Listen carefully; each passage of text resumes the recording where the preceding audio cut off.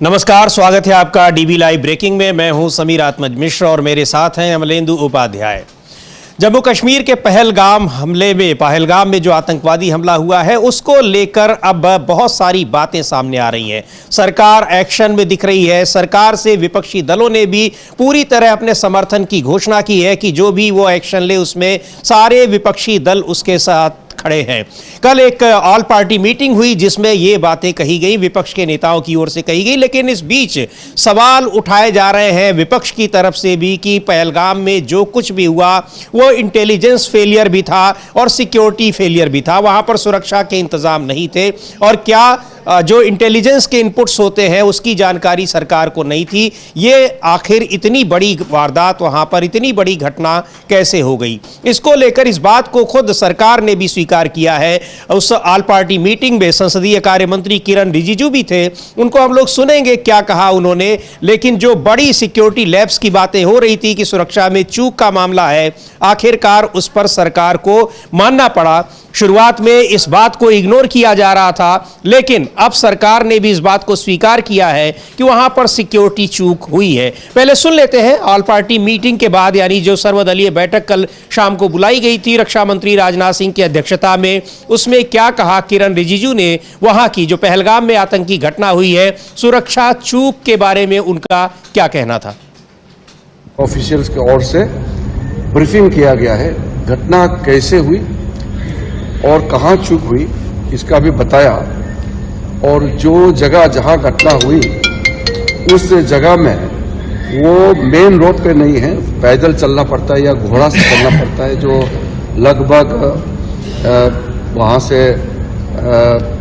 2.5 घंटे 2 घंटे दूर जिस मीडोस है जहां ये घटना हुई उसके बारे में बताया।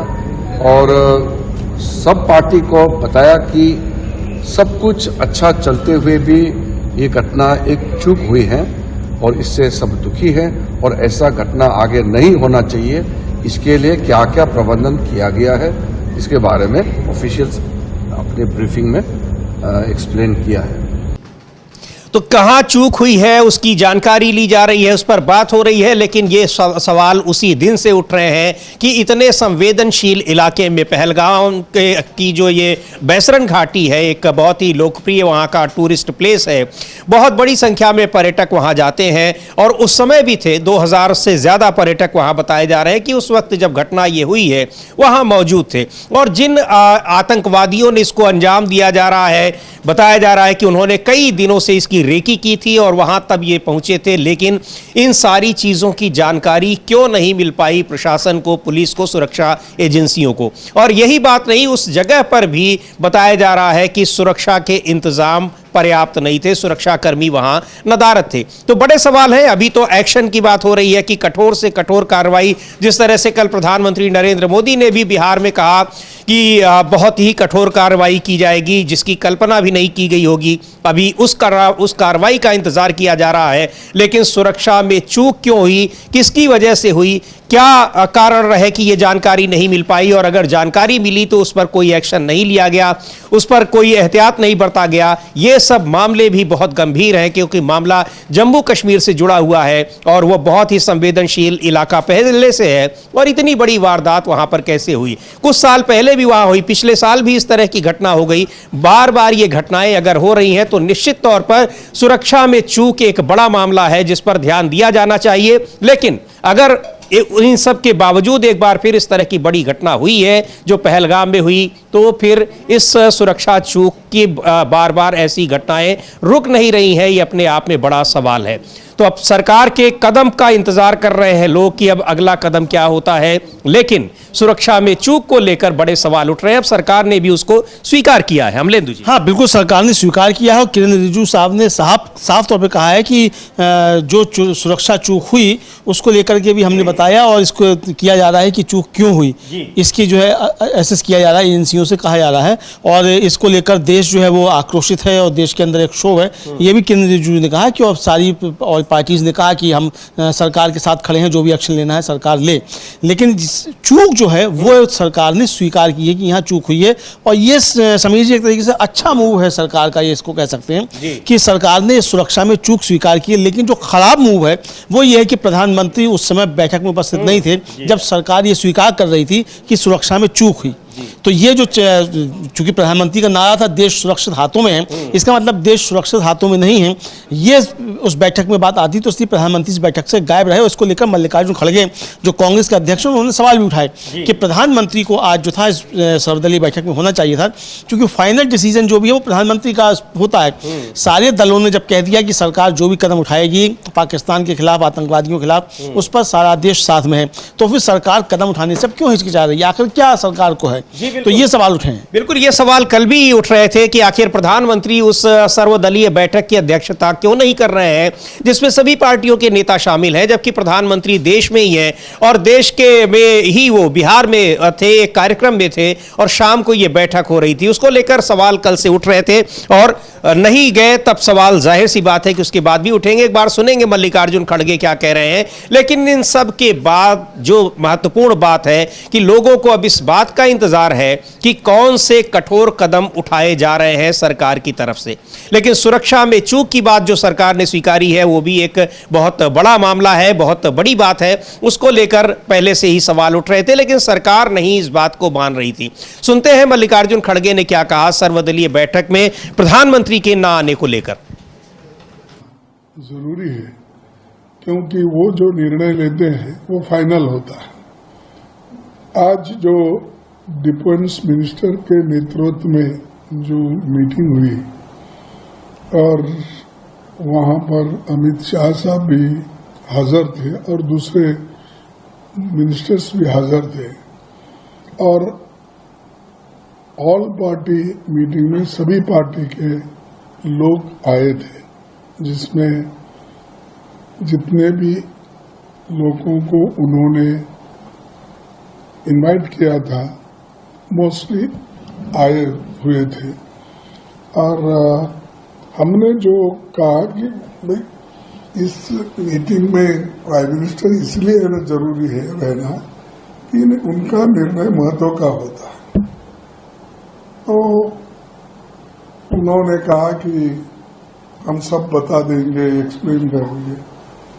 तो हमने ये कहा कि एक्सप्लेन करना और बात है, वो खुद सुन के निर्णय लेना और बात है। तो खैर वो बात यही रही, ठीक है वो गए हैं, हम बता देंगे, ये बात ऐसी ही। फिर उसके बाद में एक तो प्राइम मिनिस्टर इश्यूज के ऊपर हमने उठाया कि उन्हें अटेंड नहीं किए होंगे।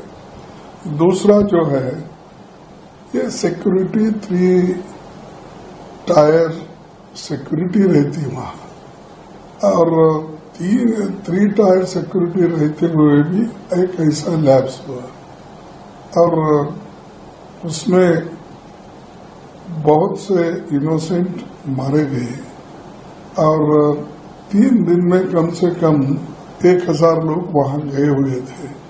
इतने लोग जाने के बाद भी यही राहुल गांधी जी ने पूछा कि जब 1000 लोग जब वहां गए हैं तो इसको पुलिस का पता रहना चाहिए, इतनी संख्या में जब वहां गए हैं।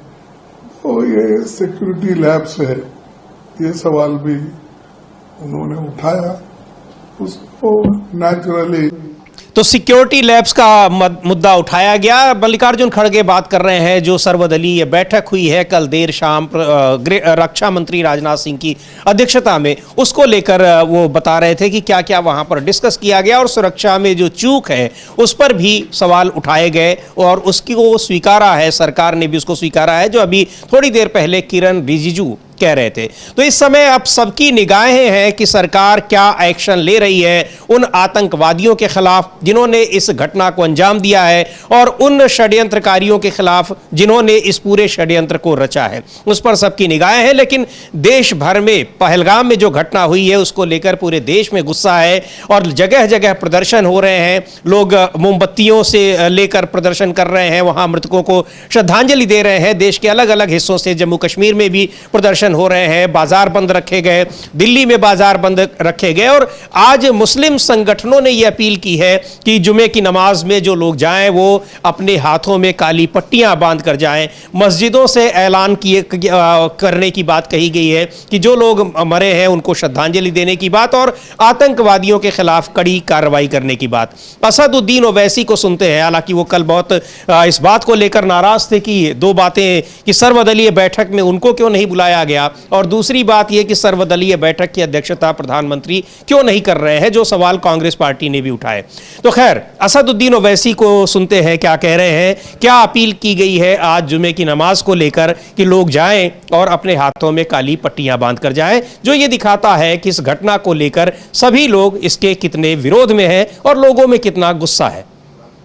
मैं असदुद्दीन ओवैसी आप तमाम से अपील कर रहा हूं कि जैसा कि आप तमाम लोग जानते हैं कि पहलगाम कश्मीर में पाकिस्तान के लश्कर तैयबा के दहशतगर्दों ने 27 से ज़्यादा हमारे हमवतनों की जानें ली हैं। कई लोग अपनी जान जख्मी हैं, अपनी जान बचाने की लड़ाई लड़ रहे हैं। इस दहशतगर्दाना और वहशियाना जुल्म के खिलाफ मेरी आप तमाम से गुजारिश है कि कल आप जब जुम्मे की नमाज पढ़ने जाएंगे अपने अपने मसाजिद को तो अपने बाजों पर काली पट्टी बांध कर जाइए, ताकि हम और आप मिलकर मुत्तहिदा तौर पर एक पैगाम दे सके इन दहशतगर्दों को कि हम उनकी इस वहशियाना हरकत की मजम्मत करते हैं और हम कभी भी उनको दीन इस्लाम का सहारा लेकर मासूम लोगों को कत्ल करने की इजाज़त नहीं दे सकते।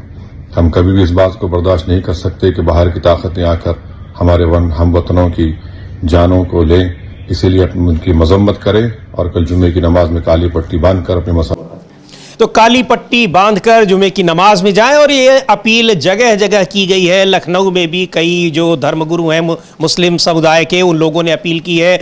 लखनऊ में बड़ी मशहूर है टीले वाली मस्जिद, वहाँ के इमाम मौलाना कारी फजलुल इमाम ने भी फजलुल रहमान ने भी ये अपील की है। एक बार उनको भी सुनते हैं क्या कह रहे हैं, और ये अपील देश भर में जगह जगह की जा रही है। तो इसको जो गुस्सा है पहलगाम की घटना को लेकर वो पूरे देश में दिखाई पड़ रहा है। जगह जगह इसको लेकर प्रदर्शन भी हो रहे हैं, और सरकार से अब सभी को इंतजार है कि क्या अगला कदम उठाती है। चूंकि जिस दिन कैबिनेट कमेटी ऑन सिक्योरिटी की बैठक हुई, सुरक्षा मामलों की कैबिनेट समिति की बैठक, उसमें जो 5 बड़े फैसले लिए गए, उसके बाद अब अगले कदम का इंतजार है कि जो दूसरा चरण है कार्रवाई का, उसमें क्या हो रहा है। हाँ, बिल्कुल दूसरे चरण की बात की जा रही है, और दूसरे चरण में कार्रवाई क्या करेगी सरकार, ये लेकर जो है वो सवाल उठाया जा रहा है। और समीर जी, इस बीच जो है एक बार फिर से जो है जो वो जिसको ठग बताया गया था गुजरात का किरण पटेल जी, वो जो कश्मीर में घूमता रहा था अफसर बनकर, उसका जो है वो खबर जो फिर से बार बार जो है वो वायरल की हो रही है सोशल मीडिया पर कि वो किस तरीके से सुरक्षा लेकर घूमता रहा एक ठग जम्मू कश्मीर में, और जहां पर्यटक थे वहां सुरक्षा के इंतजाम नहीं थे। इसको लेकर भी सोशल मीडिया उबला ट्वीट है वो जिसका भी है, हम उसको पढ़ते हैं कि उसमें लिखा हुआ है कि तस्वीर के साथ उसके वीडियो विजुअल्स के साथ कि कश्मीर की वादियों में जेड सिक्योरिटी के साथ विचरण कर रहा ये ठग किरण पटेल है, जो पीएमओ के नाम पर कई महीने 5 स्टार मेहमान बना रहा। दूसरी तरफ पहलगाम आतंकी हमले में मारे गए पर्यटकों के परिवारजन बिलख बिलख कर बता रहे हैं कि आसपास सुरक्षा के कोई इंतजाम नहीं थे, जिम्मेदारी कौन लेगा। ये एक कोई ट्विटर हैंडल है, उन्होंने इसको ट्वीट किया है उन तस्वीरों के साथ और विजुअल्स के साथ। जी, उस विजुअल के साथ और उसके साथ ट्वीट किया है। तो ये मतलब सोशल मीडिया इस पर काफी उबल रहा है। और प्रधानमंत्री नरेंद्र मोदी जब प्रधानमंत्री नहीं थे समीर जी, तब उन्होंने सरकारों पर बड़े सवाल उठाए थे, प्रधानमंत्री से जवाब मांगे थे।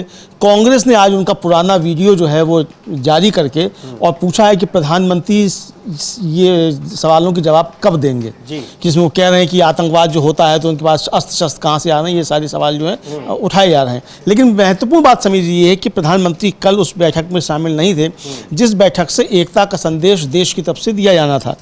तो क्या समझा जाए, प्रधानमंत्री वहाँ उपस्थित क्यों नहीं थे? क्या प्रधानमंत्री इस देश की एकता के साथ में नहीं है क्या? क्या ये संदेश जाया जाए? और अगर ऐसा नहीं है तो प्रधानमंत्री को भी उस बैठक में होना चाहिए था, क्योंकि बिहार में चुनावी रैली से ज़्यादा महत्वपूर्ण था कि आप राष्ट्रीय एकता के मसले पर आप जो थे देश के साथ खड़े हुए दिखाई देते। जब पूरा देश एक साथ खड़ा हुआ दिखाई दे रहा है, प्रधानमंत्री देश के साथ खड़े हुए दिखाई नहीं दिए। जी बिल्कुल, तो इसको लेकर पूरे देश में गुस्सा है और प्रधानमंत्री नरेंद्र मोदी की गैर मौजूदगी उस सर्वदलीय बैठक में वो भी चर्चा का विषय है। विपक्ष उस पर सवाल उठा रहा है और विपक्ष ही नहीं, तमाम आम लोग भी सोशल मीडिया में इस बात को लेकर सवाल उठा रहे हैं। बहरहाल एक बार सुनते हैं कि जो लखनऊ की टीले वाली मस्जिद के इमाम हैं मौलाना फजलुल मन्नान रहमानी, वो क्या कह रहे हैं और इस तरह की अपील देश भर के जो धर्मगुरु हैं उन्होंने की है कि आज मुस्लिम समुदाय के लोग जाएं तो इस पहलगाम की जो घटना है, आतंकी हमला है, उसके विरोध में वो विरोध जताने के लिए अपने हाथ पर काली पट्टियां बांध कर जाएं। लेकिन इस बीच एक खबर और समझिए कि राहुल गांधी जो है श्रीनगर पहुंच चुके हैं, वो पहलगाम जाएंगे। राहुल गांधी श्रीनगर पहुंच चुके हैं, उसके विजुअल्स आगे अपनी टीम से कहेंगे अगर हो तो उसको भी दिखा देंगे। जी बिल्कुल, उसको भी हम दिखाते हैं। एक बार सुन लेते हैं मौलाना रहमानी को क्या कह रहे हैं। और राहुल गांधी पहुंचे हुए हैं इस समय श्रीनगर, वहां से वो पहलगाम जाएंगे जहां पर यह घटना हुई है। पहले सुन लेते हैं मौलाना फजलुल मन्नान रहमानी को क्या कह रहे हैं, उनकी अपील क्या है। जुमे को मैंने ऐलान किया है कि काली पट्टी पहन के आना है और पीसफुल तरीके से ये हमारा साइलेंट प्रोटेस्ट है और ये बहुत दुखद खबर है हमारे हिंदुस्तान के लिए। और इसमें जो लोग शहीद हुए हैं उनको मैं खिराजे अकीदत पेश करता हूं और सबसे बड़ी बात यह कि जो जख्मी हैं उनके लिए दुआ भी कर रहा हूं कि वो जल्द से जल्द सेहत याबी उनको नसीब हो। और ये बड़ी दुखद खबर है और ये दहशत गर्दाना हमला जो है ये मुल्क के लिए और यहाँ की हर तरह से ये जो है इसको नामुनासिब है और इसकी जितनी भी निंदा की जाए, जितनी भी मजम्मत की जाए वो कम है। जिस तरीके से काली पट्टी बात जाएगी, शांतिपूर्ण तरीके से आपका विरोध है, इस दौरान अगर बात की जाए कई संगठन भी उसके विरोध में उतर रहा है, आपके द्वारा इसके साथ ही जो बात की जाए लोगों से क्या कुछ अपील करेंगे? दहशतगर्दों के खिलाफ अगर बात की जाए तो उसके लिए क्या कुछ कदम उठाएंगे? हम और जितनी सेकुलर तंजीमें या संगठन हैं और जो सच्चा दिल रखता है वो इसका विरोध कर रहा है, विरोध करेगा और सारी सेकुलर पार्टियों से मेरा ये कहना है कि इसका भरपूर विरोध करें और प्राइम मिनिस्टर ऑफ इंडिया इस पे निर्णय लें हर तरह से हम उनके साथ हैं और वो दामे दरमे सखने कदमे जिस तरह से चाहेंगे प्राइम मिनिस्टर ऑफ इंडिया वो हमको जो भी कहेंगे उसके लिए हम सब तैयार हैं। तो ये अपील है मौलाना रहमानी की और इसको सभी लोग साथ हैं, प्रधानमंत्री यानी सरकार के साथ हैं जो भी वो कदम उठाती है आतंकवादियों के खिलाफ और इस घटना के जो षड्यंत्रकर्ता हैं, षड्यंत्र करने वाले लोग हैं, उनके खिलाफ विपक्ष ने भी अपनी पूरी सहमति दी है कि सरकार के साथ हैं और तमाम दूसरे जो संगठन हैं वो भी ये इस बात को कह रहे हैं। और इस बीच राहुल गांधी पहुंचे हुए हैं लोकसभा में, विपक्ष के नेता राहुल गांधी श्रीनगर, वहां से वो पहलगाम जाएंगे। लेकिन राहुल गांधी को लेकर सुप्रीम कोर्ट से भी एक बड़ी खबर आ रही है, अमलेंदु जी बताएंगे उसके बारे में। हाँ समीर जी, राहुल गांधी ने जो सावरकर पर टिप्पणी की थी उसको लेकर उत्तर प्रदेश में भी उनके खिलाफ समन जो थे इश्यू हुए थे, उसके खिलाफ गए थे उन समन पर रोक लगाने के लिए। सुप्रीम कोर्ट ने राहुल गांधी को जो समन इश्यू हुए थे उस पर रोक लगा दी है। ये इस समय की एक बड़ी खबर साथ साथ चल रही है जी। तो इसको लेकर उनको पर जो समन जारी करने पर रोक लगा दी है। सुप्रीम कोर्ट ने राहुल गांधी के खिलाफ सावरकर को लेकर जो उन्होंने टिप्पणी की थी, ये अभी की बड़ी खबर है, सुप्रीम कोर्ट से आ रही है। और इस बीच हम एक ये विजुअल्स भी देखेंगे कि राहुल गांधी श्रीनगर पहुंचे हैं, उसके बाद वहां से उनको जाना है पहलगाम, जहां ये बड़ी घटना हुई, आतंकी घटना जिसमें 28 लोगों की जान चली गई और कई लोग उसमें घायल हुए हैं। तो ये विजुअल्स दिखा रहे हैं। हालांकि ये भी कहा जा रहा है अमलेंदु जी कि गृह मंत्री तो वहां तत्काल पहुंचे थे, लेकिन प्रधानमंत्री के भी वहां जाने की मांग की जा रही है। सोशल मीडिया पर कई लोग कह रहे हैं कि उनको बिहार के बजाय जाना चाहिए था पहलगाम, जहां इतनी बड़ी घटना हुई थी, आतंकी घटना। समीर जी, अभी तक प्रधानमंत्री का कोई कार्यक्रम कश्मीर जाने का नहीं आया है। मणिपुर तो 3 साल में पहुंचे ही नहीं है, लेकिन कश्मीर भी अभी तक उनके जाने का अभी तक कार्यक्रम नहीं है। जब ये कहा गया कि प्रधानमंत्री अपनी सऊदी यात्रा बीच में छोड़कर आ रहे हैं, हालांकि वो यात्रा पूरी हो चुकी थी, रात को लौट आए, वो वरना सुबह आते, लेकिन रात को आ गए वो। उसके बावजूद आपने अपना कानपुर का दौरा तो स्थगित किया, लेकिन आपने बिहार का दौरा अपना स्थगित नहीं किया। इसको लेकर सवाल उठ रहे हैं और यही कहा जा रहा है कि जाना था कश्मीर, पहुँच गए बिहार। तो चूंकि बिहार में चुनाव है, कश्मीर में चुनाव नहीं है, तो आपकी प्राथमिकता चुनाव है, देश की सुरक्षा और राष्ट्रीय एकता का संदेश देना आपकी प्राथमिकता नहीं है। इस तरीके के सवाल भी प्रधानमंत्री पर उठ रहे हैं। जी, लोगों का यही कहना था कि वहां पर जो आपको संदेश देना है, जो कड़ा संदेश देना है, कड़ी निंदा करनी है, वहां जाके करनी चाहिए थी। आप वहां से सैकड़ों किलोमीटर दूर बिहार जाकर ऐसा आपने क्यों किया? लेकिन बिहार जाने के पीछे एक कारण था। नहीं, यही कहा जा रहा है कि जो बात प्रधानमंत्री ने बिहार में कही तो उसको तो चुनावी स्टंट माना जा रहा है, लेकिन अगर यही बात प्रधानमंत्री कश्मीर जाकर कहते तो ये सारी दुनिया को संदेश जाता जी कि हमारा प्रधानमंत्री उस जगह पहुंचा जहां इस तरह की घटना हुई और भारत को जो है एक सचेत और सजग प्रधानमंत्री मिला है, ये संदेश जाता। लेकिन अब संदेश जा रहा है कि हमारा जो भारत को प्रधानमंत्री मिला है उसकी नज़र में सिर्फ चुनाव है और राष्ट्रीय एकता और सुरक्षा का मसला जो है उसके लिए द्वितीयक है और उसकी प्राथमिकता में नहीं है। ये संदेश अब जा रहा है। मुझे नहीं लगता कि प्रधानमंत्री नरेंद्र मोदी इस जो संदेश जा रहा है इसको कैसे दूर करेंगे, लेकिन प्रधानमंत्री के ऊपर सवाल कल उस सर्वदलीय बैठक में भी उठे। हम लोगों ने मल्लिकार्जुन खड़गे को भी सुनवाया, उन्होंने साफ तौर पर कहा कि प्रधानमंत्री को उस बैठक में होना चाहिए था, चूँकि जब देश की एकता का संदेश दिया जा रहा है और आखिरी निर्णय जब प्रधानमंत्री का होना है तो प्रधानमंत्री को उस बैठक में उपस्थित होना चाहिए था और अपनी तैयारियों के बारे में जानना चाहिए था और विपक्ष जो उसके सुझाव थे उसको उनको सुनना चाहिए था। हालांकि रक्षा मंत्री राजनाथ सिंह और संसदीय कार्य मंत्री किरण रिजिजू ने बताया कि जो भी यहाँ का संदेश होगा वो प्रधानमंत्री तक पहुँचाया जाएगा, लेकिन ये संदेशों से खेती नहीं होती है ऐसे मसलों पर कि विपक्ष बताएगा और प्रधानमंत्री तक पहुँच जाएगा। जब एक कलेक्टिव लिया जाना है निर्णय समीर जी, तो उस निर्णय का होना चाहिए और साथ में बैठकर बात होनी चाहिए कि क्या निर्णय लिया जाना है, सबको साथ में लिया जाए। जब विपक्ष सर्वदलीय बैठक बुलाने का मकसद यही है और हालांकि सर्वदलीय बैठक बुलाने का आग्रह किया था कांग्रेस पार्टी ने, यह इनिशिएटिव सरकार की तरफ से नहीं था, लेकिन अगर सर्वदलीय बैठक हो रही है तो इसीलिए हो रही है और कई बार ये बैठकें बुलाई गई हैं इस तरह की घटनाओं के बाद, तो उसमें निर्णय लिया जाना था और प्रधानमंत्री देश में है तो उनसे ये अपेक्षा की गई कि उनको होना चाहिए, लेकिन वो नहीं मौजूद रहे। ये जिम्मेदारी उन्होंने रक्षा मंत्री राजनाथ सिंह को दे दी और इस तमाम अब लोगों की जो निगाहें हैं वो अगली कार्रवाई पर है कि अब क्या किया जाता है उन आतंकवादियों के खिलाफ। और इस बीच कांग्रेस के मिनिस्टर रहे, वरिष्ठ नेता रहे कपिल सिब्बल, बड़े वकील हैं, इस समय भी वो सांसद हैं, उन्होंने कुछ सुझाव दिए हैं प्रधानमंत्री नरेंद्र मोदी को कि जो ये पहलगाम की घटना हुई है इसमें किस तरह से कार्रवाई करनी चाहिए और क्या करना चाहिए। सुनते हैं उनके सुझाव, भी महत्वपूर्ण सुझाव हैं, क्योंकि एक लंबा उनका राजनीतिक और कानूनी अनुभव है, तो उस लिहाज से वो ये बात कह रहे हैं। क्या कह रहे हैं, एक बार सुनते हैं कपिल सिब्बल को। संदर्भ में मैं 2-3 सुझाव देना चाहता हूं प्रधानमंत्री जी से। पहली बात कि आप एक स्पेशल सेशन ऑफ पार्लियामेंट बुलवाइए, स्पेशल सत्र पार्लियामेंट का बुलवाइए, वहां चर्चा कीजिए, सबकी राय लीजिए, क्योंकि देश आपके साथ खड़ा है। कोई ऐसा विपक्ष का नेता नहीं है जो आपके साथ नहीं खड़ा, क्योंकि ये हिंदुस्तान की सॉवरेनिटी के ऊपर अटैक है। मासूम टूरिस्ट पे गोली चलानी ये कोई इंसानियत का काम नहीं है। Terrorist is a terrorist is a terrorist. आतंकी आतंकी आतंकी है और कुछ नहीं है। वो उसका कोई मजहब नहीं, उसका कोई धर्म नहीं। और आतंकवाद से वो अपने जो इश्यूज हैं पाकिस्तान, वो दुनिया के सामने लाना चाहता है और उसी संदर्भ में वो सोचता है कि भैया हमारी जो मिलिट्री सिस्टम है पाकिस्तान का वो बरकरार रहेगा। ये तो हुई टेरर अटैक्स की बात। तो मैं क्यों कहता हूं कि सत्र बुलाना चाहिए। पहली बात तो एक रेजोल्यूशन पास होना चाहिए, यूनानिमस रेजोल्यूशन, जिसमें जो देश की भावना है वो स्पष्ट तरीके से अंतर्राष्ट्रीय देशों तक पहुंचनी चाहिए कि हम सरकार के साथ खड़े हैं, देश इकट्ठा है, इस पे कोई मतभेद नहीं है और हम इसको टॉलरेट नहीं करेंगे।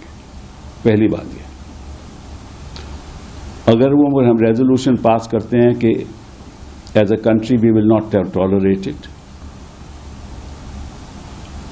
तो निश्चित रूप से हमें हर बड़े देशों में, Africa, United States, Europe, China, Japan, Australia, New Zealand, Russia, South America delegations भेजनी चाहिए, जिसमें सरकारी एमपीज भी हों, भाजपा के एमपीज भी हों और विपक्ष के एमपीज भी हों। और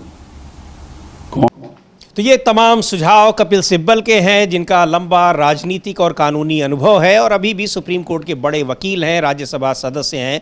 वो सुझाव दे रहे हैं कि किस तरह से क्या करना चाहिए सरकार को, प्रधानमंत्री नरेंद्र मोदी को। और सभी की निगाहें इस पर हैं कि अगला कदम क्या होगा। जो तमाम फैसले लिए गए सीसीएस की बैठक में, उसमें तो ठीक है, उस पर अमल शुरू हो गया है, लेकिन अगला कदम क्या होगा, इस पर निगाहें हैं। और जिस तरह से कल नई दिल्ली में एक सर्वदलीय बैठक हुई, जम्मू कश्मीर में भी सर्वदलीय बैठक हुई और उसमें उमर अब्दुल्ला, वहां के मुख्यमंत्री, वो भी मौजूद रहे। उनको सुनते हैं कि उस सर्वदलीय बैठक में क्या चर्चाएं हुई, क्या कुछ कहा गया पहलगाम की घटना को लेकर। किस जगह जाएगा ये तय कर देना चाहिए, ताकि सब अंतर्राष्ट्रीय स्तर पर We, the participants of the all-party meeting of Jammu and Kashmir, deeply shocked and anguished by the recent barbaric attack in Pahalgam on 22nd April 2025 on innocent civilians, do hereby adopt this resolution in a spirit of collective solidarity and resolve. We unequivocally condemn in the strongest possible terms the heinous, inhumane attack in Pahalgam that targeted and killed innocent civilians. Such cowardly acts of brutality against peaceful citizens have no place in society and are a direct assault on the values of Kashmiriyat and the idea of India, which have long been a symbol of unity, peace and harmony in the region. We stand unwavering in our commitment to support all efforts to bring these perpetrators to justice. In doing so, we affirm that no act of terror can ever weaken our resolve or extinguish our indomitable spirit. We extend our deepest condolences to the families who have suffered loss. We share in your sorrow and stand united with you in this time of profound grief. We salute the supreme sacrifice of Shaheed Sayyid Adil Hussain Shah, who ferried तो ये बात कि वहाँ ये भी सरकार के साथ है, उस पर जो कार्रवाई की जाएगी। और बड़े वहाँ पर इस समय सबको इंतज़ार इसी बात का है कि सरकार क्या कार्रवाई कर रही है। लेकिन सुरक्षा में जो चूक है, उस मामले पर सरकार ज़रूर घिरी हुई है। वो बार बार ये आवाज़ें उठ रही हैं, लगातार ये सवाल किया जा रहा है कि आखिर इतनी बड़ी चूक इस सुरक्षा में, इतने संवेदनशील जगह में कैसे हो सकती है, उसका जिम्मेदार कौन है, इस पर भी बात की जाए। और एक राष्ट्रीय जनता दल ने एक ट्वीट किया है अपने ट्विटर हैंडल से, बहुत ही गंभीर मुद्दे पर। और उन्होंने निशिकांत दुबे, जो आजकल बहुत चर्चा में है, बीजेपी के सांसद, उनको लेकर उनके बारे में एक अखबार में खबर छपी है, उस पर उन्होंने कुछ बात कही है। क्या है मुद्दा अमलेंदु जी, किस बात पर, खबर में क्या लिखा है और जो आरजेडी का ट्वीट है वो क्या कह रहा है? हाँ, आरजेडी का ट्वीट समीर जी ये कह रहा है, वो तो आप पढ़ के बताएंगे। क्या मसला मैं बता देता हूँ। मसला ये है कि निशिकांत दुबे ने अपनी शादी की 25वीं सालगिरह जो थी वो उस जगह मनाई जहाँ पहले जो था वो आतंकी हमला हुआ था और वहाँ ज़बरदस्त सुरक्षा थी। और जहाँ ये पहलगाम वाला हादसा हुआ वहाँ सुरक्षा नहीं थी। इसको लेकर अंग्रेज़ी का अखबार है इंडियन एक्सप्रेस, राष्ट्रीय जनता दल का कहना है कि उसमें ये खबर छपी है कि उसको आप पढ़िए और किस तरीके से कोई भी सवाल जो नहीं पूछेगा बीजेपी से कि निशिकांत दुबे क्या कर रहा था। निशिकांत दुबे के जश्न और सुरक्षा पर प्रधानमंत्री जवाब दें, ये मसला है। यानी निशिकांत दुबे की शादी की 25वीं सालगिरह मनाने के लिए उसी जगह जहां आतंकी हमला हुआ था वहां जबरदस्त सुरक्षा का बंदोबस्त था, लेकिन जहां हजारों लोग थे, जहां पे पर्यटक थे, वहां कोई सुरक्षा का बंदोबस्त नहीं था। ये जो है बड़े सवाल खड़ा करता है। ये आरजेडी का जो ट्वीट है, जो लिखा है, उस खबर को उसमें टैग करते हुए लिख रहा है कि आज के इंडियन एक्सप्रेस में छपी ये खबर पढ़िए। नफरत का पोशाक, अपने ही खून और रिश्तेदारी में शादी कर हिंदू धर्म को बदनाम करने वाला, चीफ जस्टिस पर गृह युद्ध का आरोप लगाने वाला, घृणा के दम पर राजनीतिक कद बढ़ाने के लिए व्याकुल और कुख्यात फर्जी डिग्री धारक बीजेपी सांसद निशिकांत दुबे पर आरोप है कि उसने अपनी शादी की रजत जयंती पिछले हफ्ते आतंकी हमले वाले जगह मनाई। उसके जश्न समारोह में कड़ी सुरक्षा थी, चारों ओर सुरक्षा कर्मी थे, लेकिन पहलगाम में आम आदमी और पर्यटकों के लिए कोई सुरक्षा नहीं थी। अगर हादसे के स्थल पर 4 सुरक्षाकर्मी भी होते तो पर्यटकों के साथ ये भयानक घटना नहीं होती। लेकिन प्रधानमंत्री, गृह मंत्री और वहां के लेफ्टिनेंट गवर्नर से आप सवाल नहीं पूछ सकते, अन्यथा गोदी मीडिया के पेट में दर्द होगा। निशिकांत दुबे और इन दोषियों की जगह कोई दलित पिछड़ा होता तो जातिवादी मीडिया उसके पीछे पड़ जाता, फिर इनकी देशभक्ति और पत्रकारिता भी जाग जाती। निशिकांत दुबे के जश्न और सुरक्षा पर पीएम जवाब दे, बहुत गंभीर आरोप है और इस तरह की ये खबर छपी हुई है और कुछ और अखबारों में भी सुरक्षा में जो चूक वहां पर हुई और सीआरपीएफ के जो जवान है, तमाम सुरक्षाकर्मी हैं, उस जगह पर क्यों नहीं थे जहां हजारों पर्यटक पहुंचे हुए हैं। तो ये का सवाल पूछे ही जा रहे हैं। लेकिन अब ये अगर खबर आई है तो ये बहुत ही गंभीर मसला है कि ये हजारों पर्यटक वहां, जो हजारों पर्यटकों को सुरक्षा देने के लिए जिन जवानों को वहां होना चाहिए था, उन जवानों की सुरक्षा कहीं और पर इस्तेमाल की जा रही थी।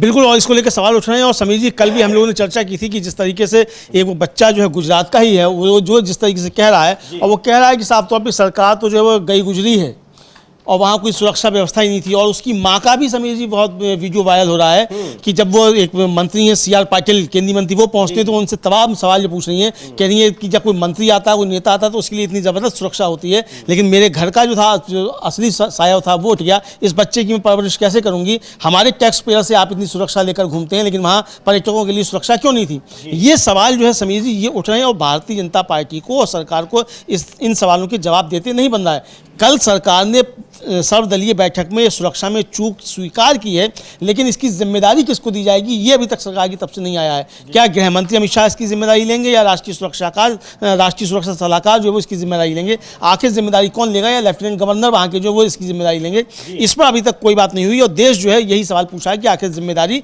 लेगा कौन? जनता ये सवाल पूछ रही है कि आखिर इसकी जिम्मेदारी है किसकी? जी बिल्कुल, इसकी जिम्मेदारी किसकी है और क्यों सुरक्षा वहां से हटाई गई? जहां हजारों पर्यटक जा रहे हैं, मौजूद हैं, वहां पर कोई सुरक्षा कर्मी नहीं है, जबकि वो इतना संवेदनशील इलाका है।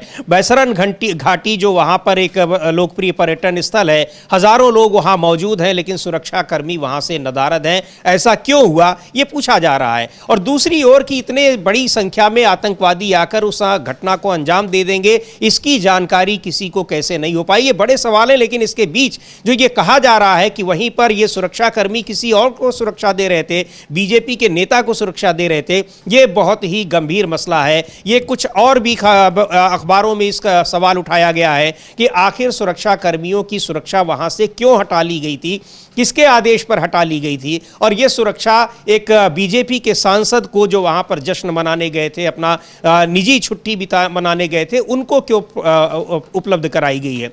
तो बड़े सवाल हैं। लेकिन सबसे ज्यादा लोगों की निगाहें इस पर अब टिकी हुई हैं कि सरकार अगला कदम क्या उठाती है। जगह जगह देश भर में प्रदर्शन हो रहे हैं। कुछ हम विजुअल्स आपको दिखाएंगे कि कैसे अलग अलग जगहों पर कितना गुस्सा है, गुस्से में लोग प्रदर्शन कर रहे हैं और मांग कर रहे हैं कि सख्त से सख्त कार्रवाई की जाए उन आतंकवादियों के खिलाफ जिन्होंने पहलगाम की घटना को अंजाम दिया, और उनके खिलाफ भी जो इस घटना के पीछे, पर्दे के पीछे मौजूद हैं, यानी जो षड्यंत्र करने वाले हैं। तो देखते हैं किस तरह से जो विजुअल्स हैं और लोगों का गुस्सा भी उसमें दिखाई पड़ रहा है कि वो किस तरह से कुछ कश्मीर, जम्मू कश्मीर में कई जगहों पर महिलाओं ने भी प्रोटेस्ट किया है, उनके विजुअल्स भी हम देखेंगे और उससे ये पता लग रहा है कि लोगों में इस घटना को लेकर कितना गुस्सा है। देखिए degree college, government degree college जो है अपने असातिज़ा के साथ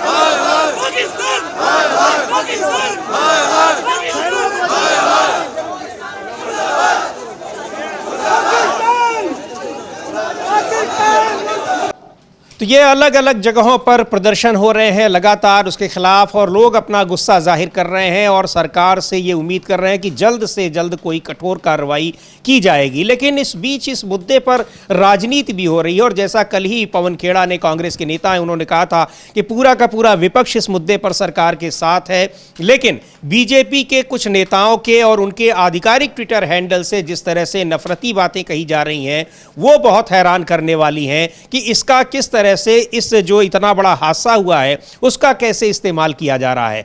उत्तर प्रदेश में बीजेपी के एमएलए हैं पंकज सिंह, और वो रक्षा मंत्री राजनाथ सिंह के बेटे भी हैं, उन्होंने भी कुछ कहा है, और उनकी टिप्पणी को लेकर पवन खेड़ा ने एक बार फिर कहा है कि इनको तो कम से कम समझाइए, एक जिम्मेदार पद पर बैठे हुए व्यक्ति हैं। क्या कहा है सुनते हैं एक बार पंकज सिंह को, और उस पर फिर देखेंगे कि पवन खेड़ा ने किस तरह से राजनाथ सिंह को नसीहत दी है। कांग्रेस सत्ता में रही है और उनके गलत नीतियों के कारण ही यह ऐसी स्थिति बनी थी जिसको कि नरेंद्र मोदी जी अब सुधार रहे हैं, ठीक कर रहे हैं, और अब ये ठीक हो भी जाएगा। लेकिन यह दुर्भाग्य है कि ऐसे में भी जो लोग अपने प्रियजनों को खोए हैं उनके प्रति अपनी श्रद्धा सुमन, उनको एक विश्वास दिलाने के बजाय, जो लोग मारे गए उनके प्रति अपना श्रद्धा सुमन अर्पित करने के बजाय, अपनी संवेदना व्यक्त करने के बजाय, ये आज भी उन आतंकवादियों के प्रति अपना रुख नरम ये रख रहे हैं। यही इनकी चाल है, यही इनका चरित्र है, और इसीलिए यह भारत के पॉलिटिकल सिस्टम से कांग्रेस धीरे धीरे समाप्त होती चली जा रही है, इन लोगों की इसी नियत और इसी भाषा और इसी सोच के कारण। सब एक आखिरी सवाल, वो आतंकवादियों के हमले के शिकार बने आज, तो ये इनका कहना है पंकज सिंह की जो कुछ भी घटनाएं हो रही हैं सब के लिए कांग्रेस पार्टी जिम्मेदार है। पवन खेड़ा का वो ट्वीट भी देखते हैं जिसमें इनके इस बयान को टैग करके उन्होंने लिखा है, और वो लिख रहे हैं कि चूंकि हमने आपको बताया कि ये पंकज सिंह है, नोएडा से बीजेपी के विधायक हैं, राजनाथ सिंह जो रक्षा मंत्री हैं उनके बेटे हैं। पवन खेड़ा लिख रहे हैं कि राजनाथ जी, देश की सीमाएं तो आपसे संभलती नहीं, अपने इस बेटे की जुबान को ही काबू कर लो।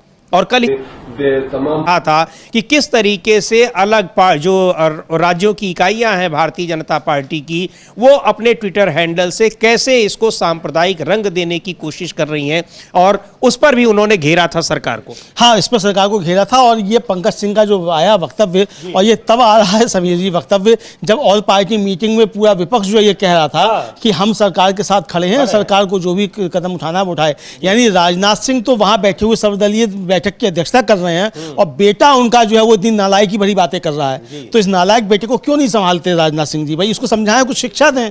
वही पवन खेड़ा कह रहे हैं कि आपसे सीमाएं तो संभल नहीं रही, कम से कम इस बेटे की जुबान को काबू रखिए। ये पवन खेड़ा का कहना है, हम लोगों का नहीं, ये पवन खेड़ा का कहना है कि भाई इस जो आपसे देश की सीमाएं तो नहीं समझ रही हैं, आतंकी देश के अंदर घुसकर चले आ रहे हैं और आप रक्षा मंत्री हैं, लेकिन अपने इस बेटे की जुबान जो है उसको तो आप काबू रख सकते हैं ना। भाई इसको ज्ञान तो दीजिए कम से कम कि क्या बोलना है क्या नहीं बोलना है। और ठीक उस समय बोल रहा है जिसमें आप बैठक की अध्यक्षता कर रहे हैं, और सारा विपक्षी दल आपसे कह रहा है कि हम सरकार के साथ खड़े हैं, इस पर आप एक्शन लीजिए। और राहुल गांधी भी आज पहुंचे हुए हैं श्रीनगर लोकसभा में, नेता प्रतिपक्ष पहलगाम भी जाएंगे, और इस मुद्दे पर पूरा विपक्ष, तमाम दूसरे संगठन, धार्मिक संगठन, वो सब सरकार से के साथ खड़े हैं। सरकार से उम्मीद कर रहे हैं कि जल्द से जल्द इस पर कोई कड़ी कार्रवाई की जाएगी। जिस तरह से प्रधानमंत्री ने कल संदेश दिया था, एक बहुत बड़ी चेतावनी दी थी, और सभी को इंतजार है कि वो घड़ी अब कब आएगी। जी बिल्कुल, सबको इंतजार है कि ये घड़ी जो है आखिर कब आएगी, और सरकार की तरफ से जो है कब वो इसकी चेतावनी दी जाएगी, ये साफ तौर पे जो है वो आ रहा है। अब लेकिन कब आई कब नहीं आई ये तो समीर जी तो वक्त बताएगा, लेकिन पूरे देश भर से जिस तरीके की प्रतिक्रियाएं आ रही हैं उससे साफ तौर पर जो है पूछा है। अब कांग्रेस ने भी जो है समीर जी सवाल पूछा है कि भाई सरकार ने जब मान लिया है कि ये चूक हुई तो इसकी जिम्मेदारी किसको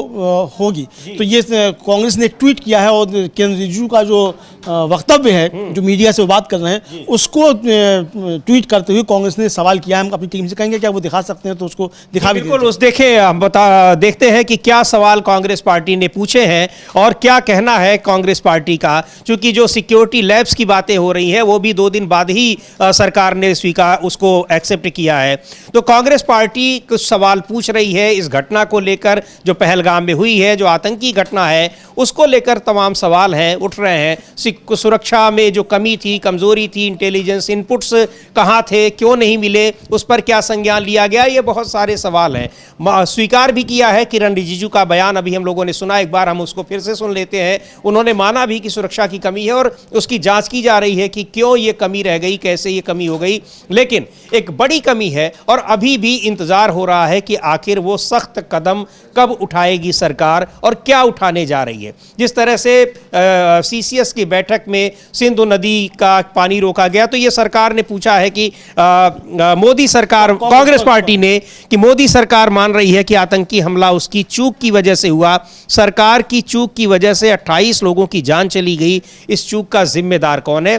किरण रिजिजू के बयान को टैग किया है। किरण रिजिजू के बयान को भी सुनाते हैं कि ऑल पार्टी मीटिंग में उन्होंने स्वीकार किया कि हाँ सुरक्षा में चूक हुई है। और स्वीकार किया क्या, क्योंकि विपक्ष लगातार इस मुद्दे को उठा रहा है और सवाल पूछ रहा है कि इसका जवाब कब आएगा। सुन लेते हैं किरण रिजिजू ने कहा क्या कि सुरक्षा में चूक को लेकर वहां पर पहलगाम की घटना जो हुई उसमें सुरक्षा की किस तरह से चूक हुई।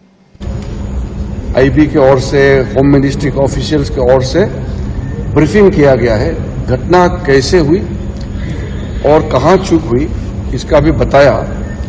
और जो जगह जहां घटना हुई उस जगह में वो मेन रोड पे नहीं है, पैदल चलना पड़ता है या घोड़ा से चलना पड़ता है, जो लगभग वहां से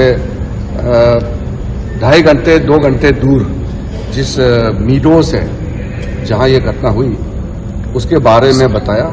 और सब पार्टी को बताया कि सब कुछ अच्छा चलते हुए भी ये घटना एक चूक हुई है और इससे सब दुखी है और ऐसा घटना आगे नहीं होना चाहिए।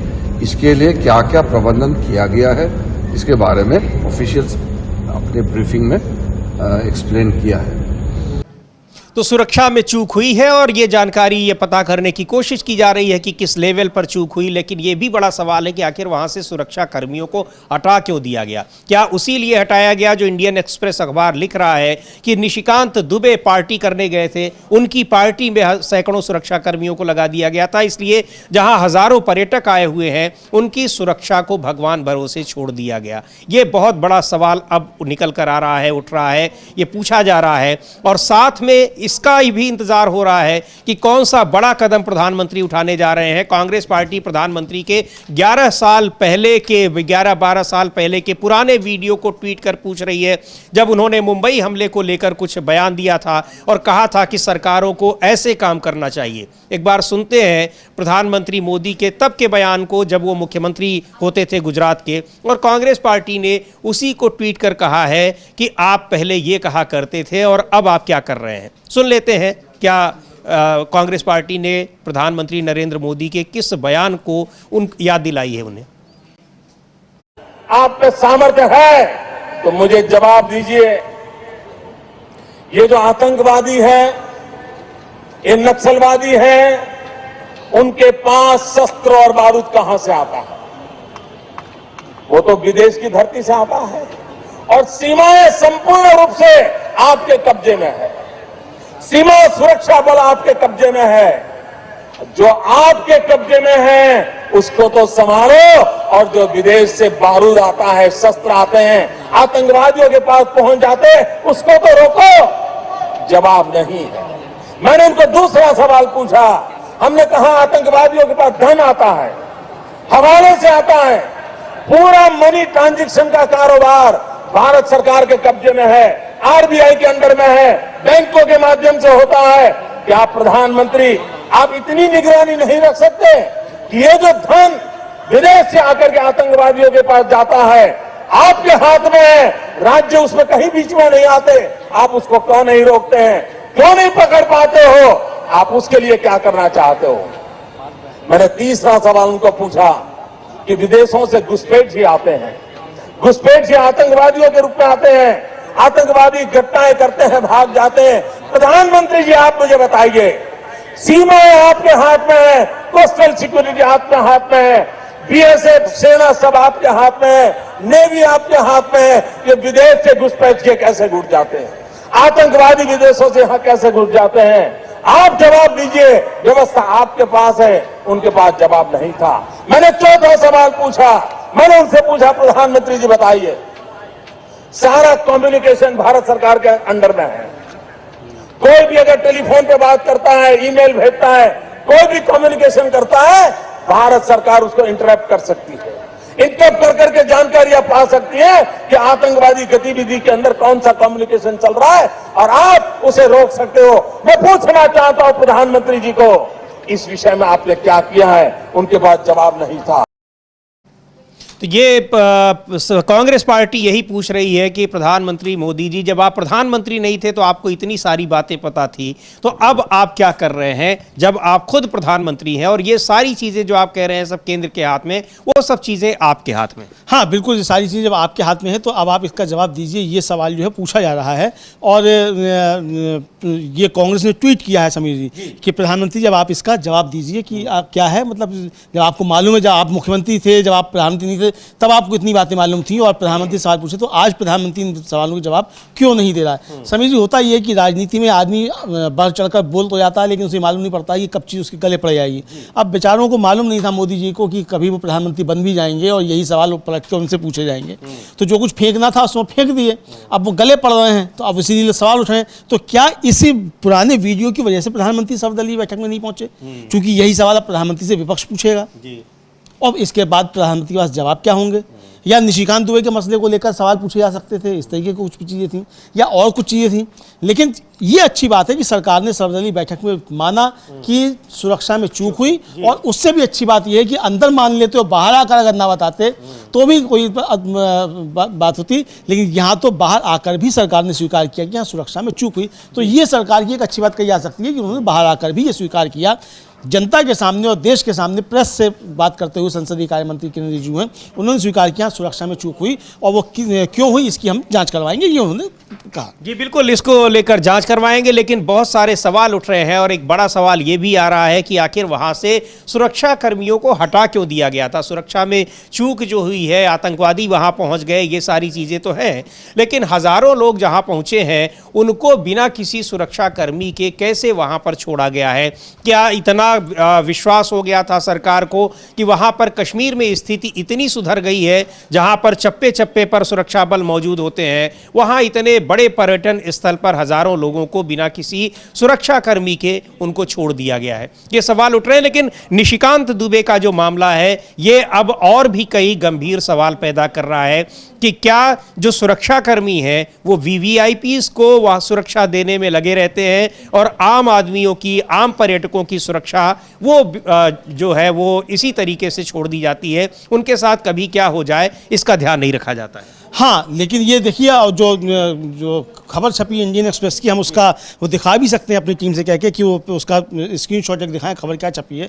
और ये अखबार लिख रहा है समीर जी कि पहलगाम आतंकी हमले की छाया में गुलमर्ग में करीब 10 दिन पहले भाजपा के लोकसभा सांसद निशिकांत दुबे के एक हाई प्रोफाइल पारिवारिक समारोह की चर्चा भाजपा हलकों में हो रही है। दुबे ने गुलमर्ग में अपनी 25वीं शादी की सालगिरह मनाई और इसमें सभी दलों के नेताओं को आमंत्रित किया था। हालांकि कार्यक्रम स्थल पर कड़ी सुरक्षा व्यवस्था थी, लेकिन जम्मू कश्मीर में निजी कार्यक्रमों में वीआईपी लोगों की सुरक्षा के पहलू पर भाजपा हलकों में चर्चा हो रही है। पहलगाम आतंकी हमले और उसके बाद के घटनाक्रम ने भाजपा के संगठनात्मक चुनावों पर अस्थायी रोक लगा दी है।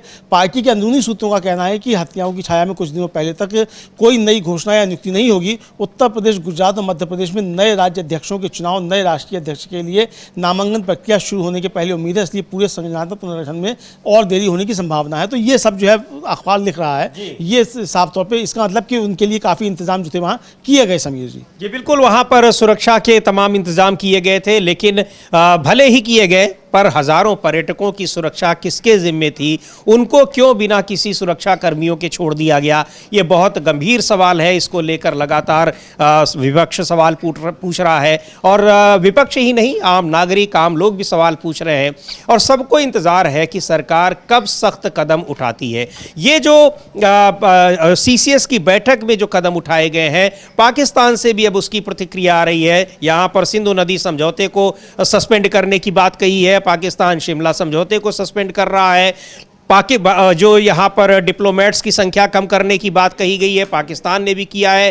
तो ये तो कुल मिलाकर बिल्कुल राजनीतिक सा कदम है, जिसके सिंधु नदी के जल का उसको जो समझौता है उसको सस्पेंड करने का और उसका नुकसान पाकिस्तान को कितना होगा, इन सब में सालों साल लगने वाले हैं, क्योंकि बहुत सारी व्यावहारिक दिक्कतें हैं।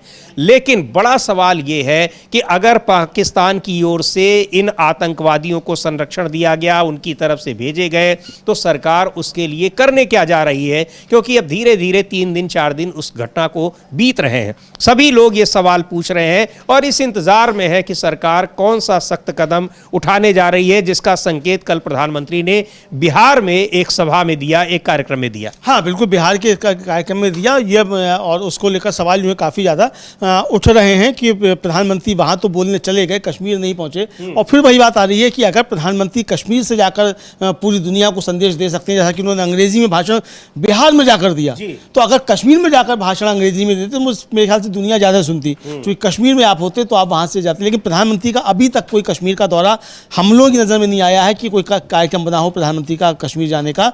लेकिन राहुल गांधी कश्मीर पहुँच चुके हैं और वो पहलगाम जाएंगे, ये भी खबर आ चुकी है। इधर उपराष्ट्रपति जो हैं हमारे जगदीप धनखड़ साहब, वो पहुँचे हुए हैं समीर जी तमिलनाडु में, और वहाँ कुलपतियों का सम्मेलन हो रहा है। उपराष्ट्रपति के दौरे के खिलाफ वहाँ भारतीय कम्युनिस्ट पार्टी सीपीआई वो वहाँ प्रदर्शन कर रही है उनके दौरे के खिलाफ। तो हमारी विजुअल अगर हो हमारी टीम के पास तो हम दिखा भी सकते हैं कि वहाँ प्रदर्शन किस तरीके से हो रहा है। समीर जी बिल्कुल, तमिलनाडु में उपराष्ट्रपति जगदीप धनखड़ के खिलाफ प्रदर्शन हो रहा है। और आपको बता दें कि पिछले दिनों जो सुप्रीम कोर्ट ने तमिलनाडु के राज्यपाल बनाम तमिलनाडु सरकार के खिलाफ एक बड़ा फैसला दिया था, उसकी उपराष्ट्रपति जगदीप धनखड़ ने काफ़ी आलोचना की थी और सुप्रीम कोर्ट पर बड़े आरोप लगाए थे कि वो एक तरीके से संसद में जो कानून बनाने का अधिकार संसद के पास है, सुप्रीम कोर्ट उसको हड़पना चाहता है। तो अब वो जब तमिलनाडु पहुंचे हैं तो वहां पर उनके खिलाफ प्रदर्शन हो रहे हैं। देखते हैं किस तरीके से उनके खिलाफ वहां पर प्रदर्शन हो रहा है और उनको उपराष्ट्रपति को विरोध का सामना करना पड़ रहा है। நடவடிக்கைகளுக்கும் துணை நிற்க வேண்டும் அல்லது தமிழ்நாட்டிலிருந்து வெளியேற வேண்டும் என்று இந்த ஆர்ப்பாட்டத்தின் மூலமாக எச்சரித்து கேட்டுக்கொள்கிறோம். இந்த ஆர்ப்பாட்டத்திலே மேலும் தோழர்கள் பங்கேற்று பேசுவதற்கு வாய்ப்பளித்து என்னுடைய உரையை நிறைவு செய்கிறேன். நன்றி, வணக்கம்.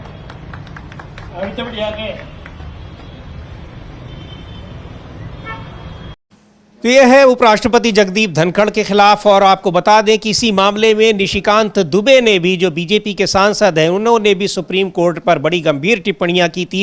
उनके खिलाफ ये सुप्रीम कोर्ट की अवमानना का केस भी पहुंचा हुआ है, जिस पर 5 मई को सुप्रीम कोर्ट ने सुनवाई की तारीख रखी है। 5 मई नहीं, अगले हफ्ते ही सुनवाई की तारीख रखी है, सोमवार को उस पर सुनवाई होगी। लेकिन जगदीप धनखड़ का जिस तरह से वहां पर विरोध हो रहा है उपराष्ट्रपति का, इसका मतलब कि वहां के लोगों में उपराष्ट्रपति जगदीप धनखड़ को लेकर काफ़ी नाराज़गी है, क्योंकि उन्होंने एक संवैधानिक प्रक्रिया जो गवर्नर जिसकी अवहेलना कर रहे थे, उस पर सुप्रीम कोर्ट ने टिप्पणी की थी। लेकिन उन्होंने गवर्नर का बचाव किया था और सुप्रीम कोर्ट पर उन्होंने एक कानून बनाने की शक्ति जो संसद के पास है उसको हड़पने का आरोप लगाया था। हाँ बिल्कुल बिल्कुल आरोप लगाया था और सीधे सीधे था वो एक तरीके से सुप्रीम कोर्ट पर हमला बोल दिया था। और जगदीप धनखड़ के सुप्रीम कोर्ट पर हमला बोलने के बाद ही निशिकांत दुबे ने जो था वो सुप्रीम कोर्ट पर हमला बोला था और सीधे सीधे सीजीआई को जो था वो अपशब्दों का इस्तेमाल किया था और गृह युद्ध के लिए जिम्मेदार ठहरा दिया था। अब जो गृह युद्ध की बात कर रहे हैं तो पता नहीं निशिकांत दुबे को कहाँ से मालूम था कौन सा गृह युद्ध है और कहाँ चल रहा है। अब निशिकांत दुबे को बताना चाहिए, हालांकि उनके बहुत बेसुरे ट्वीट फिर भी जारी हैं, कश्मीर के मसले पर भी उनके बेसुरे ट्वीट जो हैं वो जारी हैं अभी भी और रुक नहीं रहे हैं। लेकिन जो इंडियन एक्सप्रेस की खबर छपी है समीर जी, इसको लेकर बीजेपी पर निशिकांत दुबे पर सवाल है। इन सवालों के जवाब कम से कम निशिकांत दुबे को और जेपी नड्डा को आगे आकर देने चाहिए। जी बिल्कुल, इसके बहुत सारे सवाल हैं कि सुरक्षा में चूक, और सुरक्षा किसको दी जा रही है, निशिकांत दुबे को दी जा रही है बीजेपी के सांसद, तो बड़ा सवाल है। और ये खबर बहुत ही महत्वपूर्ण है कि किस तरीके से वो अपनी निजी कार्यक्रम में गए हैं, पार्टी कर रहे हैं, और उनको सैकड़ों सुरक्षाकर्मी मुहैया कराए गए हैं उस पार्टी के लिए, लेकिन हजारों जो पर्यटक देश भर के अलग अलग हिस्सों से गए हुए हैं, उनकी सुरक्षा में वहां 2-4 पुलिसकर्मी भी नहीं दिखाई पड़ रहे हैं। एक भी पुलिसकर्मी दिखाई नहीं पड़ा, 1.5 घंटे तक कोई मदद नहीं पहुंची। ये बच्चा वो खुद कह रहा है कि 1.5 घंटे तक वहाँ कोई मदद ही नहीं पहुंची, कोई नहीं था, कोई जवान वहाँ था ही नहीं। इस तरह की खबरें आ रही हैं, और भी जो प्रत्यक्षदर्शी थे उन्होंने सारी बातें इसी तरीके की बताई हैं समीर जी। इधर प्रधानमंत्री कल बिहार में थे, और बिहार में प्रधानमंत्री जब हंसी ठिठोली कर रहे थे नीतीश कुमार के साथ, और फिर जब नीतीश कुमार बोलने के लिए खड़े हुए तो प्रधानमंत्री बात कर रहे थे ललन सिंह से, जो नीतीश कुमार के सहयोगी हैं और केंद्रीय मंत्री हैं, मंत्रिमंडल में मोदी जी के सहयोगी हैं। इस पर जब देखा नीतीश कुमार ने कि ललन सिंह जो है वो बात कर रहे हैं, तो शायद लगा उनको कि ललन सिंह के जरिए कोई खेल हो सकता है, तो उन्होंने मोदी जी को चौकन्ना किया, सतर्क किया मोदी जी को कि मोदी जी यही वो व्यक्ति है जिसने हमको उधर भेज दिया था आरजेडी में, इसी कहने पर हम गए थे, तो इस व्यक्ति से सावधान रहिएगा। वो क्लिप भी हम लोग दिखवा सकते हैं कि नीतीश कुमार ने किस तरीके से मोदी जी को सतर्क किया। तो ये क्या एनडीए के अंदर, खासतौर से जेडीयू के अंदर भी अब क्या नीतीश कुमार वर्सेस ललन सिंह कुछ शुरू हो गया है? क्योंकि नीतीश कुमार का इस तरीके से सार्वजनिक तौर पर यह कहना कि इनकी वजह से हम चले गए थे, ये बहुत कुछ संदेश देता है समीर जी। जी सुन लेते हैं क्या कहा था उस सभा में जिसमें प्रधानमंत्री नरेंद्र मोदी भी मौजूद थे। उसमें बिहार के मुख्यमंत्री नीतीश कुमार ने क्या कहा था, एक बार देखते हैं।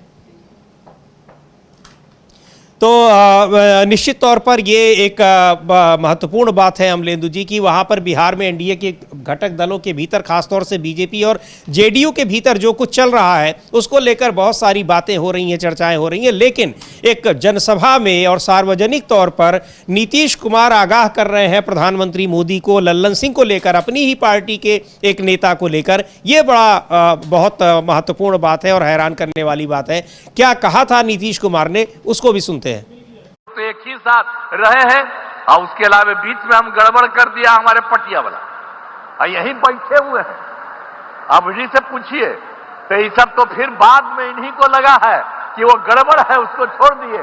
अब हम लोग कभी उसके साथ नहीं जा सकते हैं, और सब गड़बड़ किया है, और उस सबको इसीलिए उसके खिलाफ है ना हम लोग लड़े थे जी।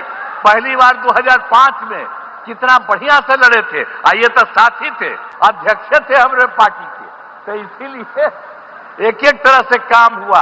और अब तो हम लोग इतना काम कर रहे हैं, और सारा काम आप सब लोगों के लिए हित में करेंगे।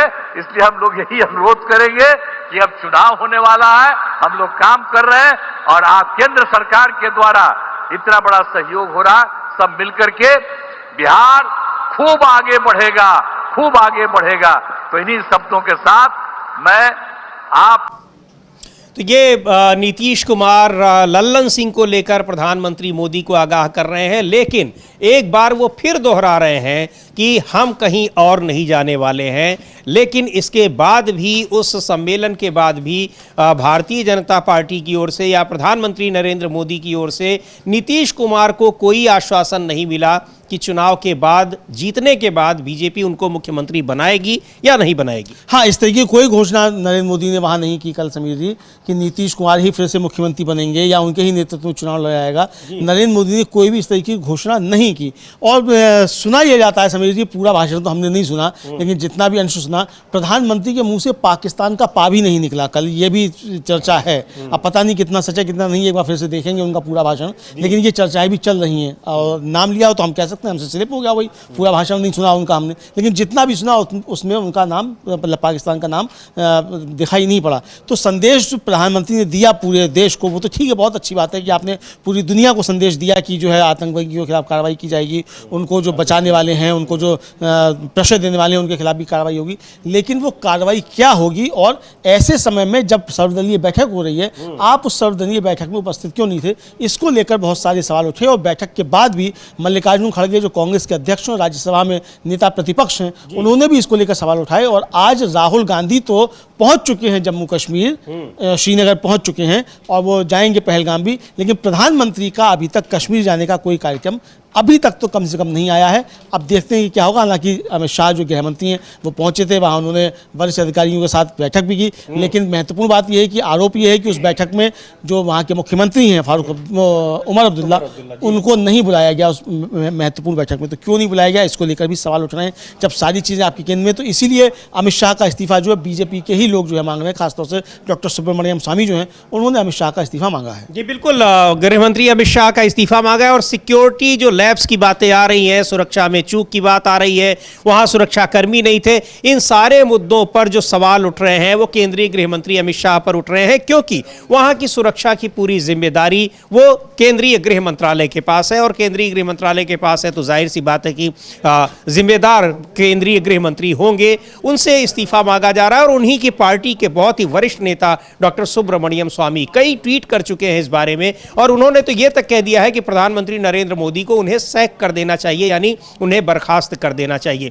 क्या होता है, लेकिन जो सबसे महत्वपूर्ण बात है वो ये है कि इस समय पूरे देश के लोगों की निगाहें सरकार पर है, प्रधानमंत्री नरेंद्र मोदी पर है कि वो उन आतंकवादियों के खिलाफ कौन सा कड़ा कदम उठाने जा रहे हैं, जिसका जिक्र, जो चेतावनी उन्होंने कल बिहार के एक सभा में दी थी, और कब वो कदम उठाया जाएगा, कितना सख्त होगा, इसका इंतजार सभी लोगों को है। और विपक्ष कह ही चुका है कि पूरा का पूरा विपक्ष इस मामले में सरकार जो भी करने जा रही है उस पर वो उसके साथ खड़ा है, सरकार के साथ खड़ा है। तो अब हमारी भी निगाहें रहेंगी कि ये कदम, जो सख्त कदम है, ये कब उठाने जा रही है सरकार, उसकी सूचना हम आपको तत्काल पहुंचाएंगे। इस कार्यक्रम को फिलहाल यहीं समाप्त करते हैं। बने रहिए आप डीबी लाइव के साथ। लगातार हमारे जो तमाम ताज़ा तरीन खबरें हैं, विश्लेषण हैं, हमारे नियमित कार्यक्रम, उन्हें देखते रहिए। मुझे और अमलेंदु उपाध्याय को दीजिए अनुमति। नमस्कार।